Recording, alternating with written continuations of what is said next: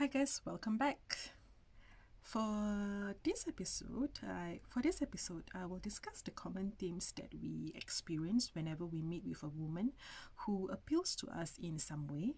It could be from their looks, the way they dress, their hairstyles, their smiles, the way they speak to us with that calm, confident tone, or the way their eyes linger a bit longer than usual, or when their presence made you flung out of space. And when all this combined, it will make us shiver and lose the ability to speak like a normal person. Sometimes, or maybe most of the time, our mind will travel to our own world that no one will ever go when you are only 15 minutes into the conversation with her. Like, for instance, without yet knowing how this person who was just introduced to you is like, what is her name, we will be thinking about having coffee with this person again. It is not even the first time. Then you will end up thinking about, oh, maybe what is her favorite dish? Let me cook for her just to impress her when you have not been cooking for yourself since the last 10 years. U-Haul, or staying together in less than 6 months after knowing each other, is a common term used by women in WLW relationship. So when you end up in the stage of staying together as a lesbian supporter, I guess you should be grateful that you have reached that milestone, because not everyone is lucky enough to be living in that stage with someone whom they are really interested in and who has the same feelings. All this lead to the letters I wrote to this person I was writing to in this book, in which this all started in 2013, which is about 7 years ago. All the memories were not faded. Everything is still so clear in my mind. I could still recall that before that moment, we all had a few dinners together, which was about 5 years before 2013, but it doesn't really affect me that much. Yeah, I was aware she was attractive and good looking, and there is this masculinity in her too. But in 2013, when we met again with friends for dinner, I have no idea why, there is this gut feeling something different when I saw her this time, which inspired me to write the following.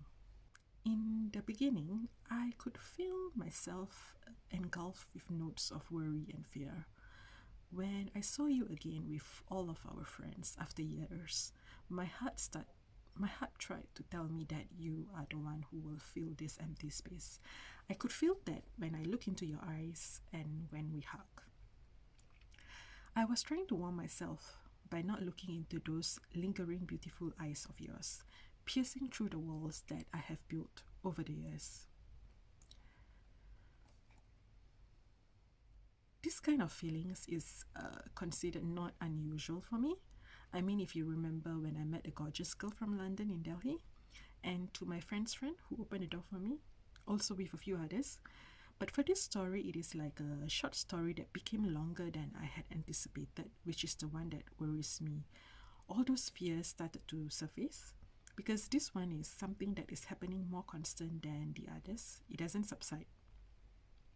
The late night meetings, the late night hangouts in bars, holding hands, chatting about our personal life, her bringing me to meet her mom, meet her favorite aunt, and accompanying her and her kid to drum school were all those I have never done before with any of my friends or so-called individuals I have crush on.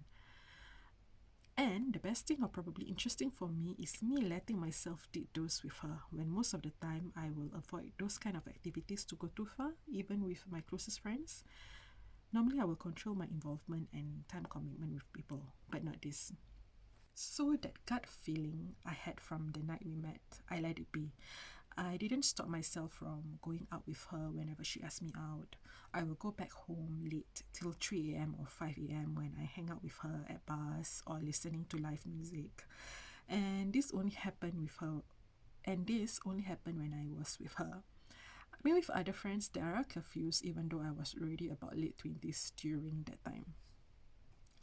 I allowed myself to see her in a different angle, which is not like hanging out with a friend. So whenever she smiles, I don't look at it as fake or by forced. Probably it is, but when you like someone, you will look at them in a different light or angle. She has this most genuine smile that will make your bad mood and worries disappear instantly, especially with her dimples and cheekbones. And every time when I go out with her, I want to make sure that I look good in a different way, not like whenever I went out with my other friends. So I have written all these experiences in the next letter to her in this book. It is very, very detailed, and basically I didn't filter most of the what's that called sentences that I wrote in this book. And I remember clearly that one night while we were texting after meeting each other, I did text her that I like you more than a friend. Remember, this was like 7 years ago when I was not really sure about myself, and I also didn't mean it in that way actually. It's more like literally what it means, but not as a woman falling in love with another woman in a romantic way. What I meant was like, I like her more than how I like my other friends. Thinking back at it now, I feel like I already came out to her, but I don't think she gets it though. So basically, at that point, I was like in a confident mode, surprisingly. I am going to share with you another letter from Letters of a Thousand Speeches, which personally, this is one of my favorite parts. I know you could hold on to that fear. There is nothing threatening in the scene of the movie, yet you decided to scream at the end and hug me. The only the only moments I remember about this movie are how bland it was, the moment when our fingers held onto each other's, and how I could not stop thinking about you when you were right beside me. This scene was written 5 days after the dinner. We went out for a movie with another friend of ours. It was one of those movies I don't understand the head and tail of the storyline. I remember 1000% clearly it is not a thriller, neither it is a horrifying movie. It was that movie in space. I can't even remember. I think it's played by Tom Cruise. I am not interested to Google it now and tell you what it is about because I don't enjoy that movie at all. But yeah, she did that. She just suddenly hugged me and screamed like as if something was scary. It was at the end of the movie. I mean, like it was at like the credits part. Not even caring about the friend who was with us, who was sitting beside me. Actually, that time I wish that I could hold her hand in the dark. But thinking back till today, the girl really gave me mixed signals since the beginning. So I cannot blame myself fully regarding this. Okay, now tell me why we lesbians are in this position always, and how can we not feel special when this is how we are always being treated? The beginning of it all, in my case, was a repetition of 3 different phases of my moments with her. This is like the first phase where it all started. Just for your information, for those who do not know me personally, I am the type of person who will not do anything or make any first step, which means that if, for instance, I am interested in you, and if I see you across the lecture hall, when once my gut feeling got attracted to you and only you, I will not do anything except smile or find reasons to say hi to you. Like how I did with that one ex-classmate whom I met for my master's in university. I did mention her in season 1, if you remember clearly. I will make a move, but within a certain limit. You know, like holding hands, brush arms while we talk, but that is it.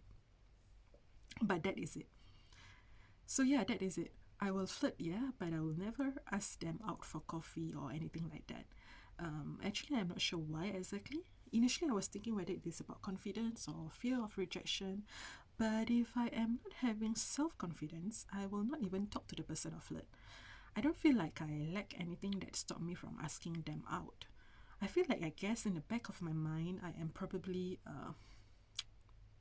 not really wanting to commit, or maybe I don't see any future in pursuing what I want because most of them, except this girl who I was interested, were taken, like they have boyfriends or just got married. In fact, the only person I would like to tell so much about how I really, really feel is only her. The previous ones or currently, I don't feel that I want to tell anything. That too, usually I never ask her out, or that too, with this I usually I never ask her out, or I will not be the first person to text her. And when we go forward to year 2017, which we met again and hang out, my heart was already not 100% as I was feeling in 2013. Because at the time I have made up my mind during that time that she was the one who left and didn't contact me anymore. So I was thinking, why should I feel the same way again? And then again, it is not as straight as I had anticipated, even though she came back in my life after she remarried and has a child. This is when it inspired me to write one of my favorites in this book called Another Lie Between Friends. I will share with you the first part of this poem. The merchandise for this poem is now available in my website at www.winterscribbler.com. When I say I miss you, what I meant is that I would like you by my side.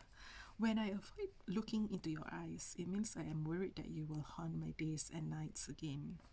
When I told you those chocolates and fruit tarts were delicious, I did not mean it. I have tasted better ones. I love to see how proud you are, pleased with your choices. These are lies between friends. When your knees kept hitting mine several times under the table, I could not understand what you needed. Frankly, I did not want to know whether you did not like mine touching yours. I just wanted mine entangled with yours. This is just another lie between friends. This happened when I had already moved on after about 3 years of not knowing what happened to her.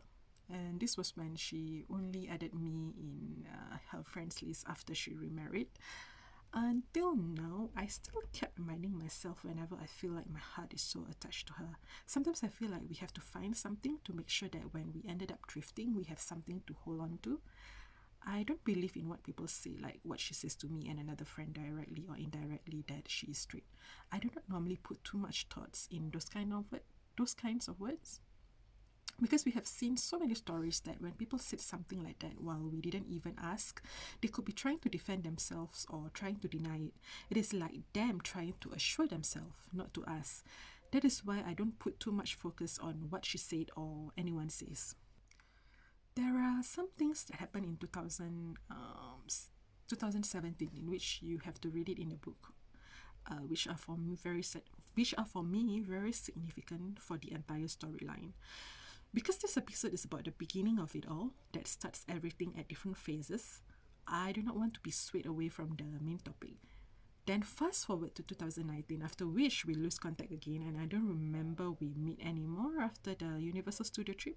I guess it was because I was like moving on again by distracting myself with other women whom I met, and also achieving my own personal goals in life. I was like busy with pursuing my masters, traveling around the world, and building my career. In 2019, when I feel like it was over the limit of our usual interaction. That night at the rooftop bar with two of our friends was like the maximum that I feel this is not anymore the young adults trying to explore their feelings. It is more than that. As usual, I don't have the courage to start anything, so I was not the one who starts it all. Why did you press your body into mine at the bar? Why did you ask me to dance with you? Why did you tell me to do whatever I want on the dance floor? Why did you flash your beautiful brown eyes and that smile at me? Those are my weaknesses whenever I am with you. If you would like to listen and watch a visualization of a full written letter excerpt from this scene, please check it out at our YouTube channel Winter Scribbler or go to winterscribbler.com for the links. Meanwhile, guys, I would like to end this episode here. Thank you once again for listening. I hope this entertain you or maybe motivate you in some way when flirting with the women you are attracted to. For the live recording of this podcast, please visit our YouTube channel, Winter Scribbler. The link to the video and the episode transcript is now available in our website. To support us in creating more contents, be our patron and receive additional benefits with your membership, such as free books from our publishing company, behind-the-scenes episodes, tutorials, and many other benefits linked to our sister company, Grapholistic International. I will see you in the next episode. Take good care of yourself. Bye-bye. This podcast episode is brought to you by Winter Scribbler Publishing, where reality and imagination turn into delicate harmony of scripts and illustrations.